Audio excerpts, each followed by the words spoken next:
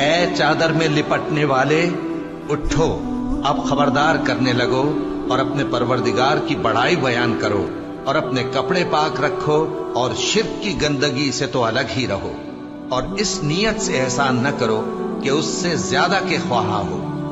اور اپنے پروردگار کی خاطر صبر کرتے رہو، پھر جب سور پھونکا جائے گا تو وہ دن مشکل کا دن ہوگا، یعنی کافروں پر آسان نہ ہوگا۔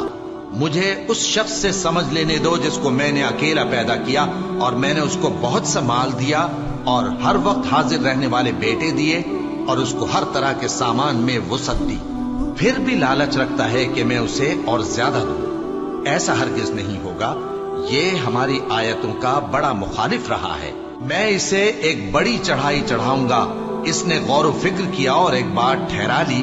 یہ مارا جائے، اس نے کیسی تجویز کی، پھر یہ مارا جائے، اس نے یہ کیسی تجویز کی، پھر اس نے نگاہ کی، پھر تیوری چڑھائی اور منہ بگاڑا، پھر پیٹ پھیر کر چلا اور تکبر کیا، پھر کہنے لگا یہ تو جادو ہے جو پہلے لوگوں سے برابر ہوتا آیا ہے، پھر بولا یہ اللہ کا کلام نہیں بلکہ بشر کا کلام ہے، میں ان قریب اس کو سقر میں داخل کروں گا۔